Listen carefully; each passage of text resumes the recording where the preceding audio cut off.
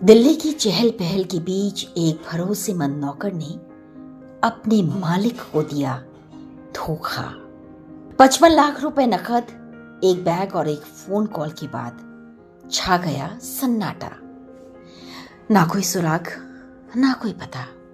Police के लिए ये महज चोरी नहीं बल्कि समझ और मुस्तैदी का ऐसा खेल था जिसमें हर कदम पर आरोपी अपने ठिकाने और पहचान को बदल रहा था। पीछे पीछे थी पुलिस की टीम जो हर सुराग को ढूंढकर इस गुत्थी को सुलझाने में जुटी थी। हुआ यूं कि दिल्ली में संपत्ति व्यवसायी नंद किशोर द्वारा एक शिकायत दर्ज कराई गई। उन्होंने बताया कि उनके कार्यालय लॉरेंस रोड दिल्ली में नरेंद्र शर्मा नाम का एक युवक कुछ साल पहले भी उनके यहाँ काम करता था। उसके बाद अब वो बतौर डिलीवरी बॉय काम कर रहा था। चूंकि पहले से जान पहचान थी, इसी कारण बिना किसी वेरिफिकेशन के उन्होंने नरेंद्र को नौकरी पर रख लिया। फिर एक रोज नंद किशोर जी ने उसे 55 लाख रुपए नकद देकर एक ग्राहक को संपत्ति लेन देन हेतु पहुंचाने के लिए सौंप दिए। यहीं से नरेंद्र के छिपे हुए मंसूबे सामने आ गए। दरअसल उसे पैसे की जरूरत थी और इसीलिए वो नौकरी पर वापस आया था। वो मौके की तलाश में था कि किसी बड़े लेन देन का जिम्मा उसके ऊपर आए और फिर वो पैसे लेकर उड़ जाए। अब सुनिए DCP north west Shri Bhisham Singh से इस मामले की और जानकारी और कैसे सुलझी ये गुत्थी।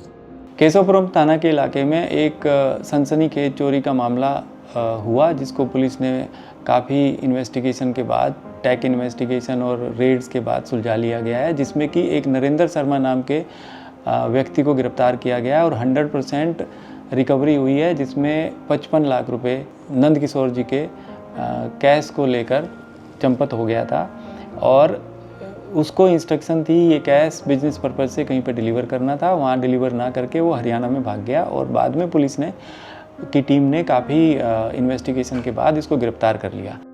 नकदी बैग लेकर निकले नरेंद्र ने कुछ समय बाद फोन किया और बोला कि ग्राहक अभी उस स्थान पर नहीं पहुंचा है, पर उसके बाद उसका मोबाइल स्विच ऑफ हो गया और वो हो गया गायब। मामले की गंभीरता को देखते हुए एटीएस और थाना केशवपुरम की संयुक्त टीम गठित की गई। इसका नेतृत्व एसएचओ केशवपुरम सत्येंद्र कुमार और एएटीएस इंस्पेक्टर जितेंद्र तिवारी द्वारा और ACP Ranjit Dhaka operation cell के सुपरविजन में किया जा रहा था। टीम में sub inspector Ravi Saini, ASI Vinod, head constable Paramjit, Parvinder, Praveen, Kamalkant, constable Shubham, Karan, Om Prakash, ASI Satyavir, head constable Mohit, Ramesh, महिला कांस्टेबल सपना शामिल थी। टीम ने सीसीटीवी फुटेज, तकनीकी सर्वेलेंस और 200 से अधिक कॉल डिटेल्स का विश्लेषण किया। दिल्ली, हरियाणा, उत्तराखंड और उत्तर प्रदेश में लगातार छापेमारी की गई। प्रारंभिक जांच में पता लगा कि अभियुक्त नरेंद्र शर्मा ने सबसे पहले अपना फोन ऑफ किया और पैसे लेकर ऑटो से निकला। फिर सीसीटीवी फुटेज की मदद से पता लगा कि वो बस से हरियाणा के धारूहेड़ा में पहुंच गया है। पुलिस टीम वहां पहुंची तो पता लगा कि वहां से उसने एक टैक्सी किराए पर ली और अपने गांव के लिए निकल गया। गांव पहुंचकर पुलिस टीम को पता लगा कि उसने वहां कुछ समय बिताया तो था, लेकिन अब वो वहां पर नहीं है। तकनीकी सर्वेलेंस की मदद से पुलिस को पता लगा कि वो अपने दोस्त के साथ अब हैदराबाद जा रहा है।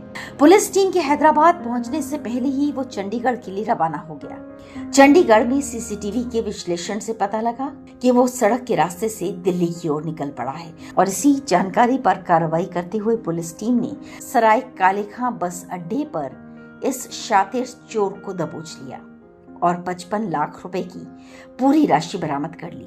पूछताछ में 27 साल के नरेंद्र शर्मा ने अपने अपराध को स्वीकार किया।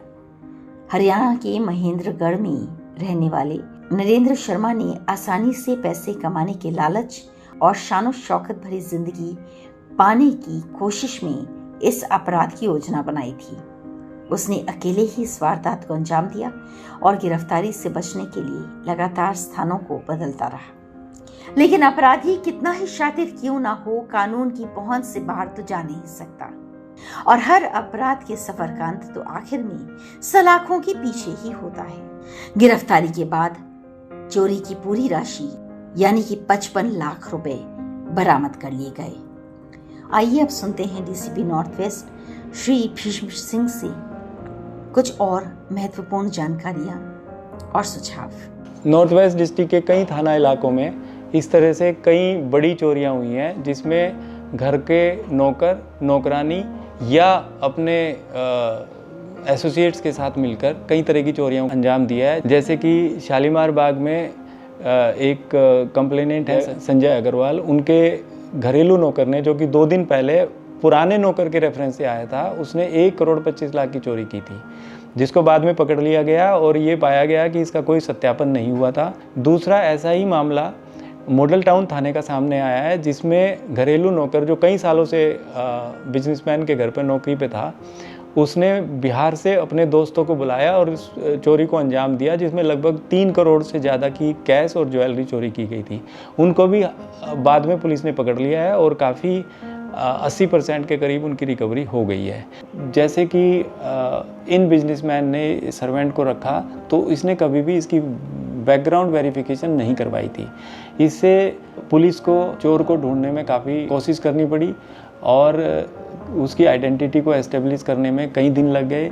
अगर कहीं इन्होंने इसका वेरिफिकेशन कराया होता तो उसके एंटीसीडेंट हमें पहले से ही पता चल जाते, या तो सर्वेंट को नहीं रखते और रखते तो एटलीस्ट उसके बारे में ये जानकारी होती कि ये कहाँ का रहने वाला है, इसका स्थायी पता क्या है और इसके एसोसिएट या फैमिली मेम्बर कौन कौन है। हम बार बार ये आम जनता से अपील करते हैं कि आप जब भी कोई सर्वेंट रखें या कोई किराएदार रखें तो आप हमेशा उसका सत्यापन करवाएं और लोकल पुलिस में उसकी इत्तला दें, जिससे कि आने वाले समय में कोई अनहोनी घटना या चोरी की घटना या किसी भी तरह की कोई घटना अगर हो तो उसको तुरंत पकड़ा जा सके, या अगर वो सस्पिशियस हालात का व्यक्ति है या उसके प्रीवियस इन्वॉल्वमेंट्स कहीं पे हैं तो एटलीस्ट आप इस तरह के नौकर या किराएदार को अपने घर में रखने से बच सकते हैं।